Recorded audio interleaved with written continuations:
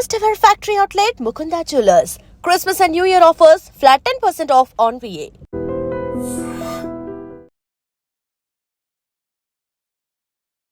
నమస్కారం, welcome to I dream. ధర్మ మార్గం విత్ విజిత కార్యక్రమానికి స్వాగతం.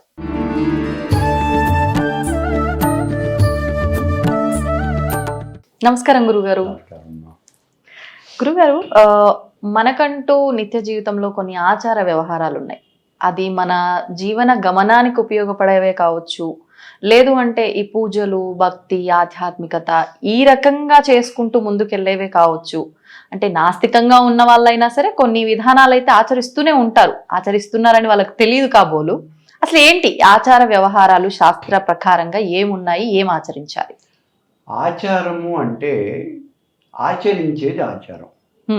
మనం ఏ పని అయితే చేస్తున్నామో దాన్ని మనం చేస్తున్నాం. అది మన అమ్మా నాన్న చేశారు, మనం చేస్తున్నాం, మన పిల్లలు చేస్తారు. ఏమంటే ఇది మా ఆచారం అయ్యా అంటారు. అంటే మా అలవాటు, ఇది మా పద్ధతి, అలా చేస్తున్నాం మనం. కాబట్టి దీంట్లో నాస్తికుల ఆస్తికుల అనే క్వశ్చన్ లేదు. ఎవరైనా అన్నం తింటారు కదా, ఎవరైనా కాపురం చేస్తారు కదా. కాబట్టి ఇలాంటి దానికి ఏమి తేడా ఉండదు. అందరికీ కామన్గా ఉండేటువంటి ఆచారాలు ప్రపంచం మొత్తం మీద అందరికీ ఒకటిగానే ఉంటాయి. అందుకే దుఃఖము, భయము ఇవన్నీ కూడా అన్ని జీవులకు కామన్గా ఉండేవి. పశువులకు కానీ, పక్షువులకు కానీ, మానవులకు కానీ ఇవన్నీ కామన్గా ఉండేవి అని చెప్తాం. ఇవన్నీ మనం ఆచరించేవి. అలా కాకుండా ఇక్కడ ఆచారాలు అంటే అమ్మవారి పూజలో మనం ఆచరించే విధానాలు. ఓకే.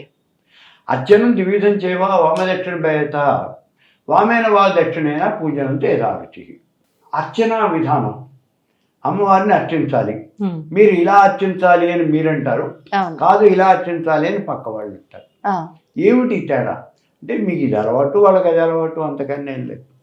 అయితే ఇక్కడ ఏమవుతుంది అంటే ఎలా చేయాలి అన్నప్పుడు వాళ్ళు చెప్పారు రెండు రకాలుగా ఈ అర్చనా విధానం ఉన్నది. ఏమిటవి? వామ దక్షిణ భయత, వామాచారము దక్షిణాచారము అని రెండు రకాలుగా ఉన్నది. మరి ఇందులో మేమేం చేయాలండి? వామేన వా దక్షిణేన పూజనంతో యథారుచి. వామాచారంలో కానీ దక్షిణాచారంలో కానీ నీ ఇష్టం వచ్చిన పూజ చేయవా, నువ్వు ఎలా పూజ చేసినా నేను తీసుకుంటాను. అంటే నేను ఇక్కడ అనేది ఏమంటే ఇక్కడ ఒకటే ప్రిన్సిపల్. నువ్వు మీ ఇంటికి నేను భోజనానికి వచ్చాను, అన్నం పెడతాను అన్నావు. నాకు కింద కూర్చోబెట్టి పెట్టినా, టేబుల్ మీద కూర్చోబెట్టి పెట్టినా, బెడ్ మీద కూర్చోబెట్టినా నాకు ముందు కావాల్సిన అన్నం పెట్టడం, అంతే కదా. మరి అది కామనే కదా. ఎక్కడ కూర్చున్నాము అనేది, మనం మడి కట్టుకున్నాము అనేది, ఇవన్నీ మన ఆచారాలు. కాబట్టి కామన్ ప్రిన్సిపల్ అనేది ఒకటి ఉంటుంది. సో ఇప్పుడు ఈ ఆచరించే విధానం వామాచారం, దక్షిణాచారం అన్నాడు. అసలు వామాచారము దక్షిణాచారము అంటే ఏమిటి? అసలు ఆచారం ఈ రెండేనా? అసలు ఆచారాలు ఇది కాదు. సమయాచారము, కౌడాచారము అని రెండు రకాల ఆచారాలు. సమయాచారము అంటే వీళ్ళు పూర్తిగా మోక్షవాదులు, వాళ్ళకి ఏమీ అవసరం లేదు. శివశక్తులు అన్నాం. శివశక్తులు అంటే ఎవరు? శివుడు, పార్వతి కాదు. ఇందాక మనం పరబ్రహ్మ స్వరూపం అని చెప్పుకున్నాం. పరబ్రహ్మ స్వరూపం అంటే రెండు ఉంటుంది, స్త్రీ పురుషులు రెండు ఉంటాయి, వాళ్ళనే శివశక్తులు అన్నాం. అది ఇక్కడ ఆ శివశక్తులు ఇద్దరూ కూడా ఒకటేను, వాళ్ళకి సారూప్యత అనేది ఉన్నది అని వీళ్ళు చెప్పేవాళ్ళే సమయాచారులు. అంటే వీళ్ళకి వాళ్ళు కూర్చున్నా ఒకే రకంగా ఒకే చోట కూర్చుంటారు, వాళ్ళు ఏదైనా పని చేసినా ఒకే పని చేస్తారు, తిన్నా ఒకే తిండి తింటారు, వాళ్ళు డ్యాన్సులు చేసినా ఒకే రకంగా డ్యాన్స్ చేస్తారు. ఇలా వాళ్ళ పేరు ఒకే రకంగా ఉంటుంది, వాళ్ళ రంగు, రూపం ఇవన్నీ కూడా ఒకే రకంగా ఉంటాయి. అని 5 రకాలైనటువంటి సామ్యములు అంటే పోలికలు. వీళ్ళిద్దరూ ఈ శివశక్తులు ఇద్దరు కూడా 5 రకాల పోలికలు కలిగి ఉంటారు అని చెప్తారు. ఆ పోలికలు ఏంటి? 5 చెప్తాను. ఈ 5 రకాల పోలికలు కలిగి ఉంటారు ఎవరు? శివశక్తి, పరమేశ్వరి, పరమేశ్వరుడు. ఏమిటి 5 రకాల పోలికలు? అధిష్టాన స్వామ్యము, అనుష్ఠాన స్వామ్యము, అవస్థా స్వామ్యము, రూపస్వామ్యము, నామస్వామ్యము. అధిష్టానం ఒకే చోట కూర్చొని ఉండటం, ఒకే అవస్థలో ఉండటం అంటే ఒకే పని చేస్తూ ఉండటం, ఒకే రూపంలో ఉండటం, ఒకే పేరు కలిగి ఉండటం, ఒకే పనిలో ఉండటం, ఇవన్నీ కూడా అంత కామన్గా అనమాట. ఇప్పుడు మనం ఎవరిన భార్యాభర్తను చూస్తే వాళ్ళంతా వాళ్ళిద్దరు కూడా మేడ్ ఫర్ ఈచ్ అదర్, వాళ్ళు ఏమైనా ఒకే మాట అనుకుని చేస్తారు అంట, అలాంటి వాళ్ళు వీళ్ళు. ఈ రకంగా ఉన్నట్టు అంటే శివశక్తులకి ఈ రకమైనటువంటి పోలికలు ఉన్నాయి అని వీళ్ళు నమ్మారు. వీళ్ళు శివశక్తులకు ఒకే రకమైన పోలికలు ఉన్నాయి అంటే ఏమిటి ఇక్కడ, వాళ్ళిద్దరూ వేరు వేరు కాదు అంతేగా మనకి. వాళ్ళిద్దరూ ఒకరి మాట ఇంకోటి కాదంటుంటే ఇద్దరు ఒకటే, మరి ఇద్దరు ఒకటే, అదే పరమేశ్వర తత్వం, అంతే, అదే చెప్పేది. కాబట్టి సమయాచారంలో ఇంకా తేడాలు అనేవి ఏమీ ఉండవు, వాళ్ళు చెప్పేది ఒక్కటే, వాళ్ళు కేవలం మోక్షవాదులు దాని గురించి ఆలోచిస్తారు, వాళ్ళ గురించి లేదు. ఇప్పుడు కౌడాచారము వీళ్ళు ఏమిటి అంటే కోరిక, లౌకికమైనటువంటి కోరికలు తీరటం కోసం పనులు చేసేవాళ్ళు, లౌకికమైన కోరికలు తీరాలి అంటే ఇప్పుడు మనం ఎప్పుడూ చెప్పుకునేదే, వాడి ఉద్యోగం రావాలనో, ప్రమోషన్ రావాలనో, ఇట్లాంటివన్నీ కూడా లౌకికమైనటువంటి కోరికలు. నాకేదో ఇంత ఆస్తులు రావాలి, నేను మహారాజుని అయిపోవాలి, ఇలా ఇవన్నీ లౌకికమైన కోరికలు. ఈ లౌకికమైనటువంటి కోరికలు కోరేవాళ్ళు కూడా మళ్ళీ 2 రకాలు. ఇందాక చెప్పింది దాన్ని అర్చనం ద్విధా ప్రోక్త, అర్చనం 2 విధాలుగా ఉన్నది. అంటే వామేనవా దక్షిణైన పూజనంతో యథారుచి, వామాచారం దక్షిణాచారం ఈ 2 రకాలుగా ఇందులో వీళ్ళంతా లౌకికవాదులు. ఇందులో వామాచారం అంటే ఏమిటి, దక్షిణాచారం అంటే ఏమిటి, అసలు ఇవి చూడాలి మనం. ఇవి చాలా అవసరమైనటువంటివి. ఇప్పుడు చాలా గందరగోళం కూడా సృష్టిస్తున్నాయి, చాలా చాలా ఎవరి ఇష్టం వచ్చినటువంటి వ్యాఖ్యలు చేస్తున్నారు. నిజం గురువు గారు. ఇప్పుడు దక్షిణాచారము వామాచారం అంటే దక్షిణహస్తము అంటే కుడి చెయ్యి, వామహస్తము అంటే ఎడం చెయ్యి. మనకి తెలుసు కదా, నా దక్షిణహస్తంతో అంటే కుడి చేత్తో, వామహస్తం అంటే ఎడం చేత్తో. కాబట్టి ఈ ఆచారాలు కూడా కుడి చేత్తో అంటే సవ్యంగా, ఎడం చేత్తో అంటే అపసవ్యంగా. సవ్యంగా చేసినా అపసవ్యంగా చేసినా పూజనంతా యథారుచి, నువ్వు పూజ చేయవయ్యా చాలు, ఎట్లయినా చెయ్యి, అమ్మవారు స్వీకరిస్తుంది. ఇప్పుడు ఈ ఆచారాలు ఏమిటి, దక్షిణాచారం ఇది పూర్తిగా వైదికాచారం.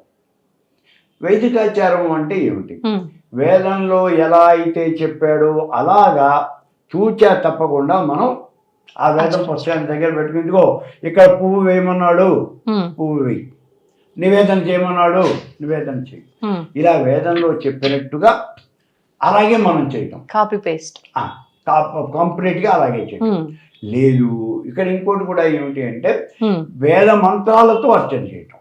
వేద మంత్రాలతో అర్చన చేయటం అంటే మనం అమ్మవారికి పూజ చేస్తూ ఉన్నాం. సామాన్యంగా అమ్మవారి శ్రీ సూక్తంతో పూజ చేస్తాం. హిరణ్యవర్ణం హరిణీం సువర్ణ రక్తశ్రయం చంద్రాం హిరణ్మయీం లక్ష్మీం జాత వేదోమావహ ఇత్యావాహం సమర్పయామి. వేద మంత్రాలతో అర్చన చేస్తాం. కాబట్టి ఇలా వేద మంత్రాలతో అర్చన చేసినప్పటికీ, లేదు వేదంలో చెప్పిన ప్రకారము అర్చన చేసినప్పటికీ దాన్ని వైదికాచారము అని అంటారు. దీంట్లో మడి దడి నిష్టలు నియమాలు ఇవన్నీ ఉంటాయి. మరి వామాచారము అంటే ఏమిటి, ఇది సవ్యంగా ఉంటుంది. సవ్యం అంటే కొన్ని ఇటు ఇలా తిరుగుతూ ఉంటుంది. ఇది అపసవ్యంగా ఉంటుంది. వామాచారం అనేది ఇలా రివర్స్ లో తిరుగుతుంది. అంటే వేదంలో ఏమైతే చెప్పారో అవి చేయరు, అంత ఉల్టా, అంత తేడాగా చేస్తారు. ఏమిటండి తేడాగా ఎందుకు చేస్తారు మీరు, అమ్మవారికి ఇలా చేస్తే ప్రీతి అని అంటారు వాళ్ళు, అలా చేస్తే. ఇప్పుడు ఈ ఆచారాలు ఎలా ఉన్నాయి అంటే క్షీరసాగర మథనం జరుగుతూ ఉన్నప్పుడు దేవతలు పాటించిందేమో దక్షిణాచారం అంటే వైదికాచారం, రాక్షసులు పాటించింది సమయాచారం, సారీ వామాచారం. అంటే ఇప్పుడు మీకు తేడా అనేది చాలా తేలిగ్గా తెలుస్తుంది.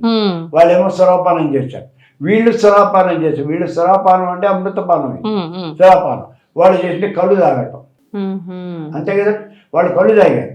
వీళ్ళేమో ఆ సుర నుంచి తీసినటువంటి ఆ రసాన్ని తాగారు.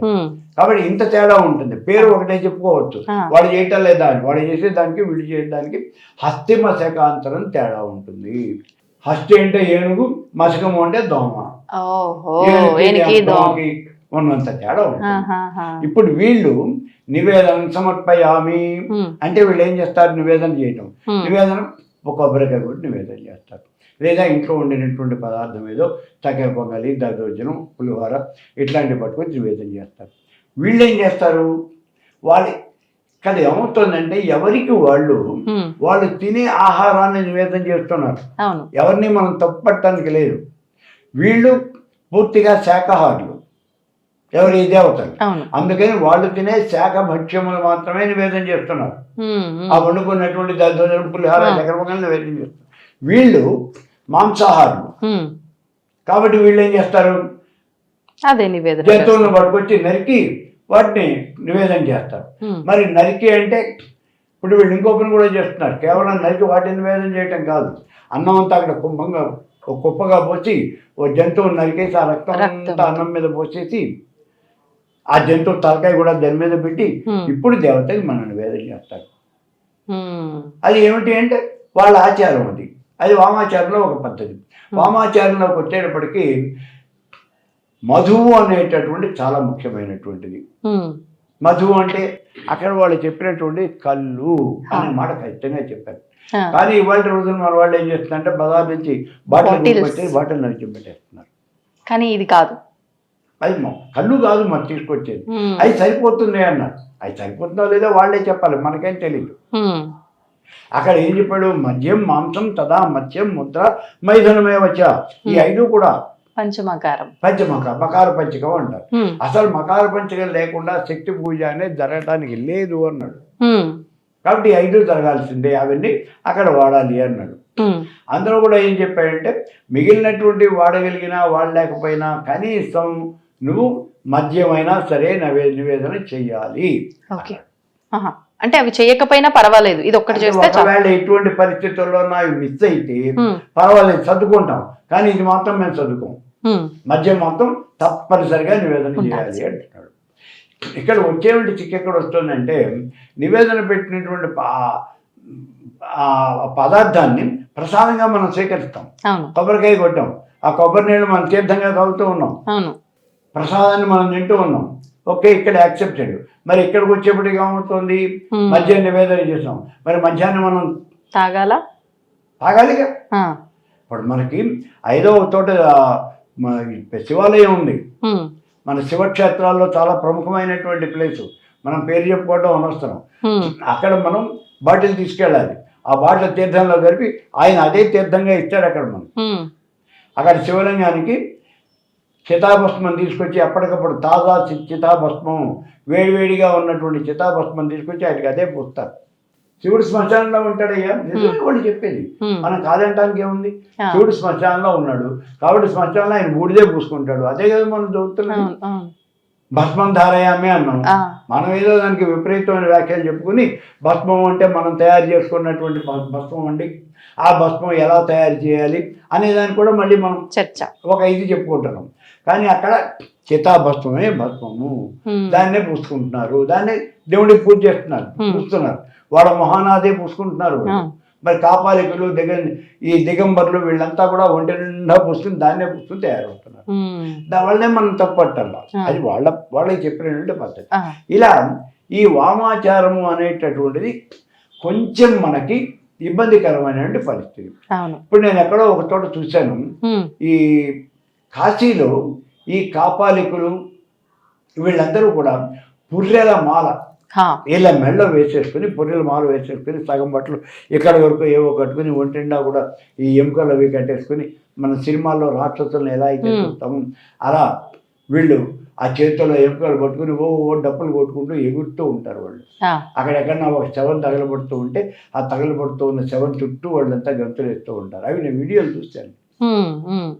మరి ఎవరు ఉంటే వాళ్ళంతా కాపాలికులు. ఇది మన నాగరికమా అని మనం అంటున్నాం, అసలు చేయవలసిన పనే అది అని వాళ్ళు అంటున్నారు. మరి వాళ్ళు చేసేటువంటి ఆచారం అంతా కూడా ఇది వామాచారము అన్నారు. వామేన దక్షిణైన పూజనంత యథారుచి, నీ ఇష్టం వచ్చాడు చేయవయ్యా, నీకు అట్లాగే వస్తుంది అన్నారు.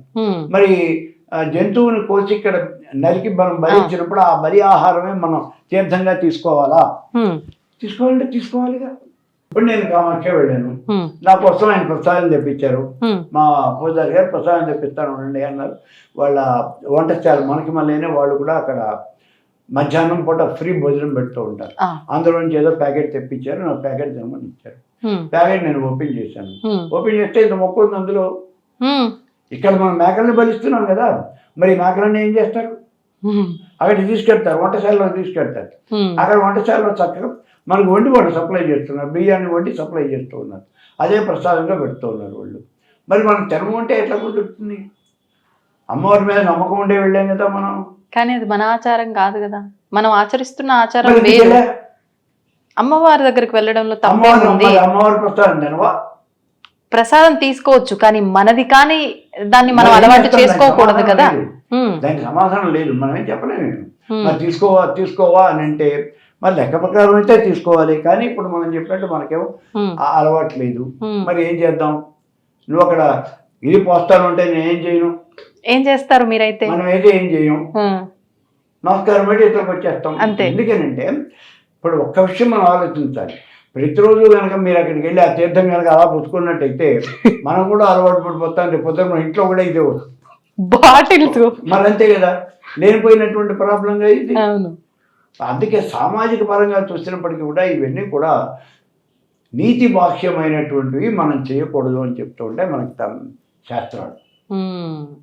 తంత్రాలన్నీ కూడా ఆ వచ్చినటువంటి తంత్రాలన్నీ కూడా తంత్రం, జ్ఞానాన్నవ తంత్రం, ఈ తంత్రాలన్నీ కూడా రిఫైన్ చేసుకుంటూ వచ్చినాయి. రిఫైన్ చేసుకుంటూ వచ్చినప్పుడు ఇటువంటి పనులు మనం చేయకూడదు అనే విషయాన్ని వాళ్ళు డిక్లేర్ చేశారు. ఇక్కడ ఇంకా గొప్పదైనటువంటి విషయం ఏమంటే యోని పూజలు, లింగ పూజలు. అవును, దాన్ని మనం ఎలా చెప్పాలి అనేది కూడా కొంచెం ఇబ్బందికరంగా అయ్యే పరిస్థితి. అసలు విచిత్రమైన విషయం ఏమిటి అంటే యోని పూజ కనుక చేసినట్లయితే చాలా దివ్యమైనటువంటి శక్తులు వస్తాయి అని చెప్పారు. ఎవరికి అని అడిగాను నేను. ఎవరికి వస్తాయి? చేసిన వాళ్ళక, చేయించుకున్న వాళ్ళక? చేయించుకున్న వాళ్ళక, చేసిన వాళ్ళక, ఇక్కడ చేయించిన వాళ్ళక. ఇప్పుడు నాకు రాదు, నేను ఒక పురోహితుడిని పెట్టి చేయించాను, వాడు ఎవరో ఇక్కడ ఒక స్త్రీని కూర్చోబెట్టి చేశాడు. మరి ఆ అమ్మాయికి వస్తాయా శక్తులు, వీడికి వస్తాయా, నాకు వస్తాయా? ఎవరికి వస్తాయి? సరే మీకే వస్తాయండి, ఖర్చు పెట్టిన వాళ్ళు మీరే కదా, మీరే చేయించారు కదా, మీకే వస్తాయి. సరే బాగానే ఉంది. మరి ఇప్పుడు ఈ చెయ్యాలి అంటే ఇవి కామాఖ్యలో చేస్తారండి. ఇదంతా ఒకటి బూటకం. బూటకం బాహాటంగా ఈ పూజలు చెయ్యరు.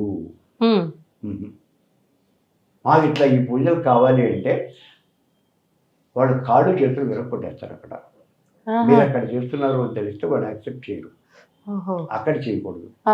వీళ్ళు ఏం చేస్తారు ఈ చేసేవాళ్ళు? అక్కడ చాలా ఇళ్ళు ఉన్నాయి కదా, ఏదో ఒక ఇల్లు లేకపోతే ఒక రెస్టారెంట్ ఏదో అట్లాంటిది తీసుకుని అటువంటి చోట్ల ఈ వెళ్ళేవాళ్ళు స్త్రీలు వీళ్ళు ఉన్నారు, వీళ్ళు చేయించుకుంటారు అన్న సంగతి అందరికీ తెలుసు. చేసేవాళ్ళు అక్కడే ఉంటారు, చేయించుకునే వాళ్ళు అక్కడే ఉంటారు, మనబట్టి వాళ్ళు అక్కడికి వెళ్ళిన వాళ్ళు చేయిద్దాం అనుకునే వాళ్ళు అక్కడే ఉన్నారు.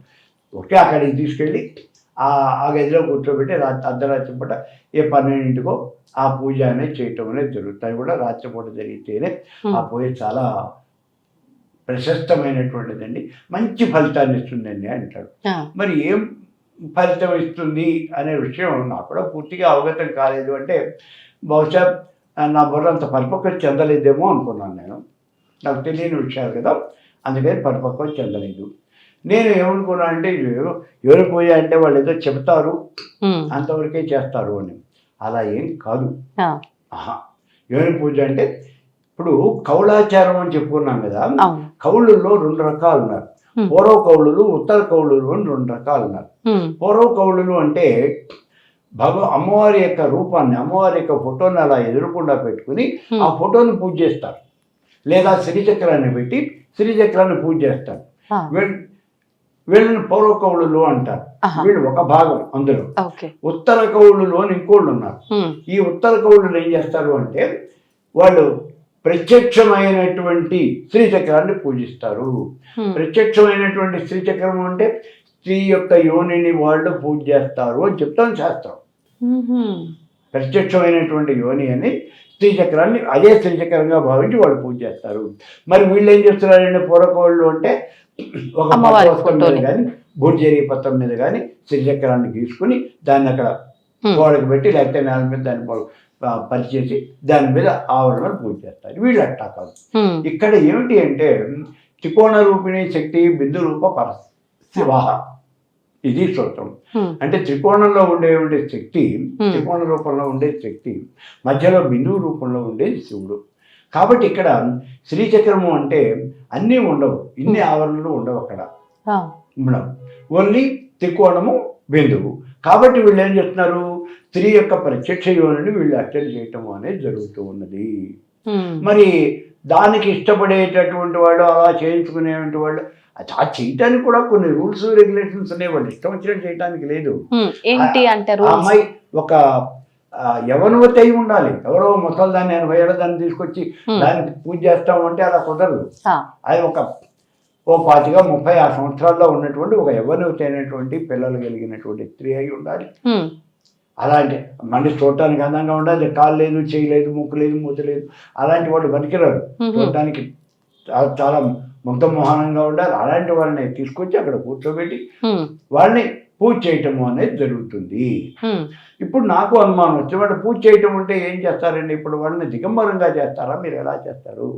సరే, దిగంబరంగా చేయరు, వీళ్ళకి కావలసినటువంటి పార్ట్ ఏదో వాళ్ళు అలా బయటికి తీసుకుని దాని మీదనే వాళ్ళు పూజ అంటే ప్రత్యక్షమైన పూజ, ఇది కాదు అని ఇంకో రకంగా అన్యదా మనం లెక్కేసుకోవడానికి లేదు. దాని మీదనే వీళ్ళు గంధం సమర్పయామి, పుష్పం సమర్పయామి, ధూపం సమర్పయామి, దీపం సమర్పయామి అనే ఇవన్నీ కూడా చేస్తారు. ధూపం దీపాలు సమర్పణ చేసేప్పుడు కొంచెం ఇలా యువతల నుంచి చేస్తారు, అంతేగాని ఇలా దగ్గర కానిస్తారు, ఎందుకంటే కాలిపోతున్న వాళ్ళు. అందుకని అలా వాళ్ళు చేయటం అనేది జరుగుతుంది. నివేదనం సమర్పయామి అయిపోయిన తర్వాత ఇక్కడ కూర్చున్నటువంటి వాళ్ళందరూ కూడా వెళ్ళి ఒక్కళ్ళే వెళ్ళి పార్టిసిపేట్ చేసిన వాళ్ళు ఎవరో ఉంటారు, లేదా పూజ చేయించుకున్న వాళ్ళు కాకుండా పక్కన నాబట్టి వాళ్ళు కూడా ఎవడో వెళ్ళి నేను చూస్తాను పెట్టాక అందరూ కూడా వెళ్ళి దాన్ని అలా ముట్టుకుని కళ్ళగద్దుకొని నమస్కారం పెట్టి భగదేవే నమోస్తుతే అని దానికి నమస్కారం పెట్టి వీళ్ళంతా కూడా వస్తారు. ఇలా వచ్చినట్లయితే వీళ్ళకి ఏదో అతీతమైనటువంటి శక్తులు వస్తాయి అంటారు. అవి ఏం అతీతమైనటువంటి శక్తులు వస్తాయో నాకు తెలియదు. అక్కడ చేసిన వాళ్ళని అయితే చూశాను, కానీ ఈ అతీతమైన శక్తులు ఏమొచ్చాయో నాకు తెలియదు. ఇది ఒక పద్ధతి. ఇదంతా ఉత్తర కౌళ్ళు. వీళ్ళల్లోనే ఇంకొక ఇదేముందంటే, శ్రీచక్రాన్ని తలకిందులుగా పెట్టి పూజిస్తారు. అంటే శ్రీచక్రం వేస్తే ఇలా వచ్చి ట్రయాంగిల్ రివర్స్ త్రికోణం ఇలా వస్తుంది, కిందకు వస్తుంది. ఇలా కాకుండా ఇలా త్రికోణం పై, ఈ కోణం పైకి ఉండేట్టుగా అంటే ఇలా వస్తుంది అన్నమాట. అలా పెట్టి శ్రీచక్రాన్ని అర్చించేటువంటి వాళ్ళు ఉత్తర కౌళులు అంటారు. ఇప్పుడు వీళ్ళు ప్రత్యక్ష యోనిని పూజిస్తారు. అప్పుడు వాళ్ళు ఏం చేస్తారు, ఆ పిల్లని తీసుకొచ్చి దాన్ని తలకిందులుగా నుంచోబెట్టారు. తలకిందులుగా శీర్షాసనం వేయించినట్టు అనమాట. తలకిందులుగా నుంచోబెట్టి అప్పుడు వీళ్ళు యోని పూజ అనేది చేస్తారు. అప్పుడు చేస్తారు. అంటే వాళ్ళ శ్రీచక్రం అనేది ఎలా ఉంటుంది. మనం శ్రీచక్రం ఇలా పెట్టుకుంటే వాళ్ళు శ్రీచక్రం ఇలా తిప్పి పెడతారు. అది వాళ్ళు అలా చేస్తారు, యథావిధిగా పూజ చేస్తారు. గుట్టు చప్పుడు కాకుండా ఈ పూజలు అనేవి అక్కడ జరుగుతూ ఉంటాయి. మనకి అసలు చేస్తున్నారు అనే సంగతి కూడా మనకి తెలియదు. ఎవరినైనా మీరు వెళ్ళి ఇక్కడ చేస్తారట కదా అని అడిగితే అటువంటివి అసలు ఇక్కడ ఏమీ జరగవు అనే చెప్తారు వాళ్ళు. మరి చేయించుకోవాలనుకున్న వాళ్ళు ఎవరి ద్వారా వెళ్తారు? వేరే ఉంటాయి, ఆ బ్యాచ్లు వేరే ఉంటాయి, నంబర్లు ఇచ్చేవాళ్ళు వేరే ఉంటారు. అక్కడికి వెళ్ళినప్పుడు ఏమవుతుందంటే, అక్కడ మనం బలిస్తాం కదా అమ్మవారికి, పంచబలులు అంటారు.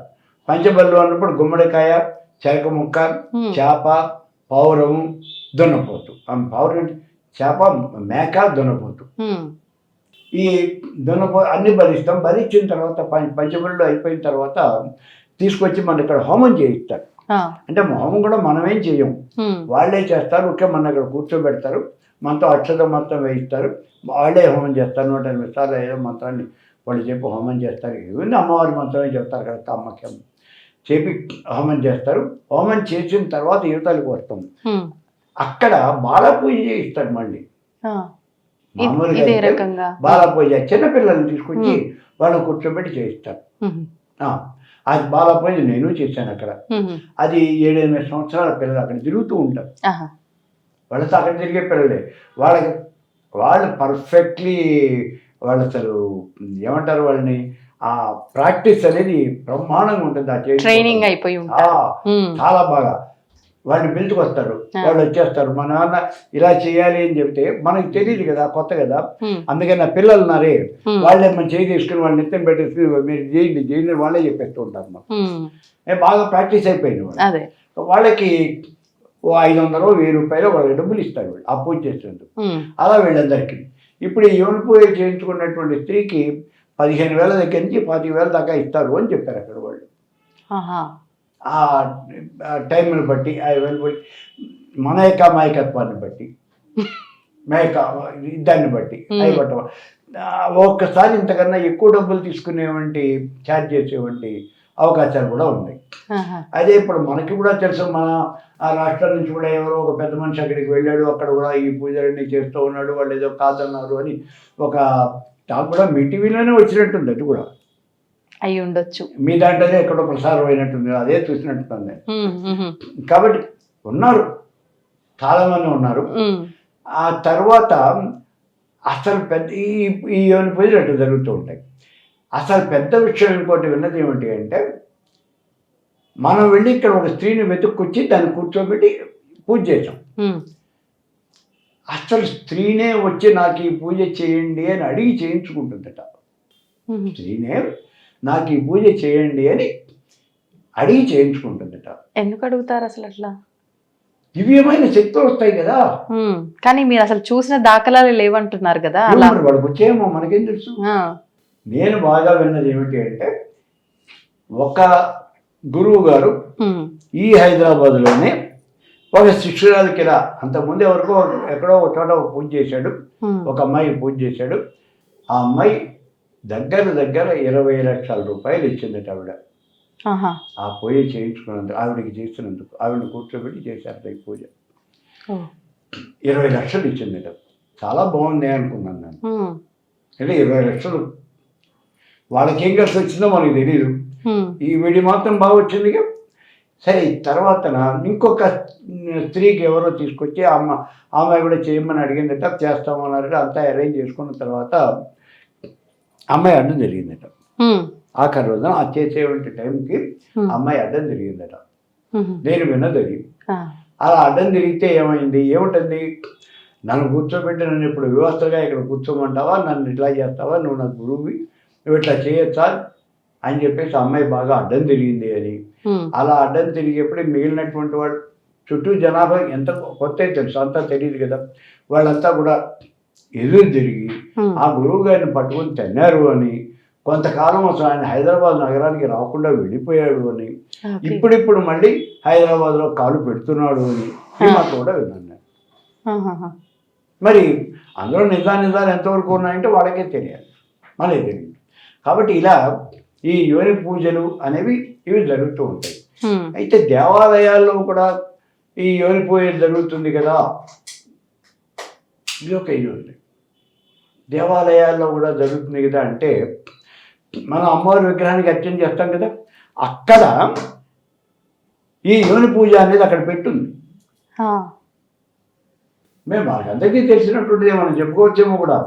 ఆ విశాఖపట్నం దగ్గర ఉంది కదా పీఠం, అనకాపల్లి దగ్గర దేవీపురం.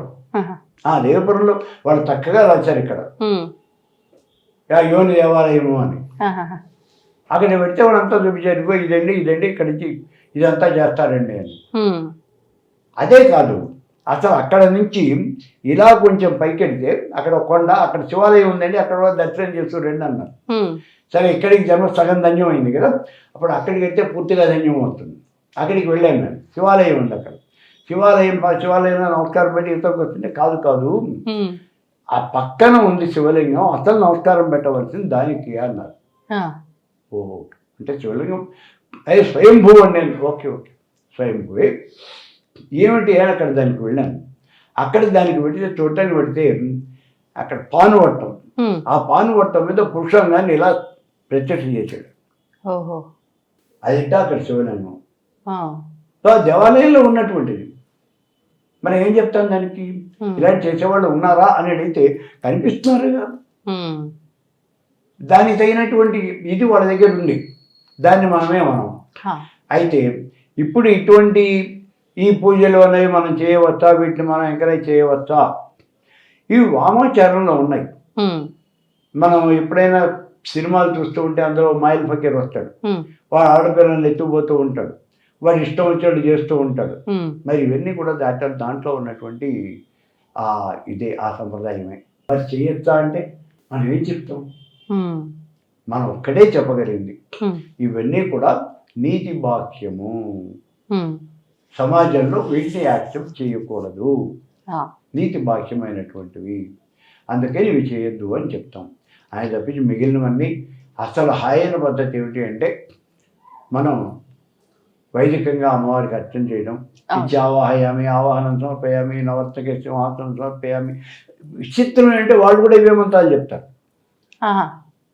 సేమ్ మంత్రాలు. మంత్రం ఆవాహయామి, ఆవాహనం సమర్పయామి ఇదే చెప్తున్నాడు, నివేదనం సమర్పయామి అన్నాడు. కాకపోతే మనం కొబ్బరికాయ కొడుతున్నాం, వాడేమో తలకాయలు దెబ్బేస్తున్నాడు, తలకాయలు వేసిపోతాడు. అదే తేడా వస్తుంది. అంతేకాదు ఇంకా ఈ మంచం తదా మత్స్యం ముద్ర మైథునమే వచ్చారన్న మనం ఆ మైథునం దగ్గరికి వెళ్ళినప్పుడు ఇంకా వాళ్ళు చాలా నీచాతి నీచమైన పనులు చేస్తున్నారు. అవి వాళ్ళు నీచాతి నీచమని మనం అంటానికి కూడా లేదు, వాళ్ళనేం మనం కామెంట్ చేయం. మన లెక్కలో అవి నీచాతి నీచం, అసాంఘికం అని మనం చెప్పుకున్నాం కదా. అంటే మనం మాత్రం చేయం.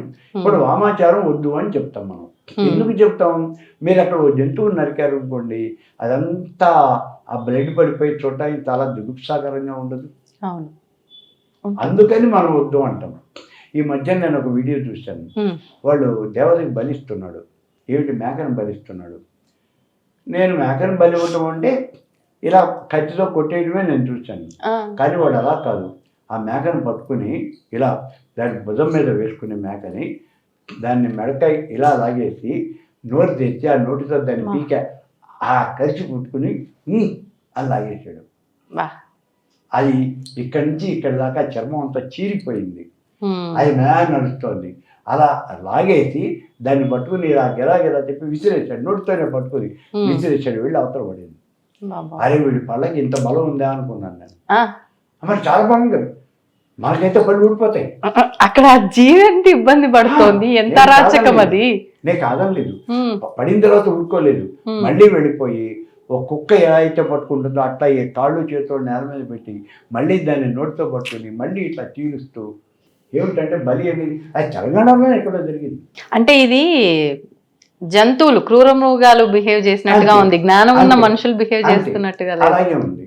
సో బలి అంటే ఈ రకంగా బలిచ్చేవాళ్ళు కూడా ఉన్నారన్నమాట, చాలా ఘోరాతి ఘోరంగా. అందుకే మనం చెప్పేది వామాచారం తొలగిపోవద్దు. అయితే ఇక్కడ ఒక్క విషయం ఏమంటే చాలా మంది ప్రచారం చేస్తూ ఉన్నారు, వామాచారంలో కనుక చేసినట్టయితే మంత్రం చాలా త్వరగా ఫలిస్తుంది, అమ్మవారు ప్రీతి చెందుతుంది, మీ కోరిక తీరుతుంది అని. ఇదంతా ఒకటమ్మ, ఏం కాదు. వామాచారంలో ప్రీతి చెందింది అని చెప్పగలిగినటువంటి వాడు ఫలానా వాడు చేశాడు, అమ్మవారు ప్రీతి చెందింది అని ఎవరినైనా ఒక్కళ్ళని చూపించగలమా మనం? ఎక్కడైనా ఉన్నాడా? వాడు సుఖపడినటువంటి దాఖలాలు ఉన్నాయా? వాడి జీవితంలో హాయిగా ఉన్నాడు తర్వాత అనేటువంటి దాఖలాలు ఎక్కడన్నా ఉన్నాయా? పోయి నరకాసురుడు ఆ 16,000 మంది ఆ రాజకుమార్తెలను తీసుకెళ్ళి అక్కడ కామాఖ్య దగ్గర బందీ చేశాడు అని చెప్పారు కదా. వాళ్ళేగా శ్రీకృష్ణ పరమాత్ముడు వదిలించి వివాహం చేసుకున్నాడు అన్నది. మరి పోనీ ఆ నరకాసురుడు ఏమైనా బాగుపడ్డా? మరి ఎవరు లేదు కదా. మరి దేనికోసం చేస్తున్నారు మీరు?